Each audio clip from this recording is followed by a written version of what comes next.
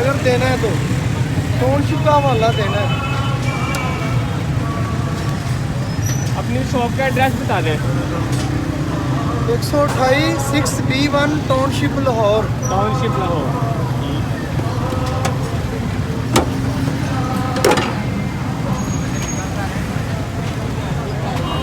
क्या प्राइस है सब्जी की? 750। 750 रुपये किलो। 1.25 kg वजन होता है इसका। 7 राइस होते हैं। 1.25 kg वजन और 7 राइस 750। ठीक है। हाफ सब्जी 400 की है, क्वार्टर सब्जी 230 की है। ठीक हो।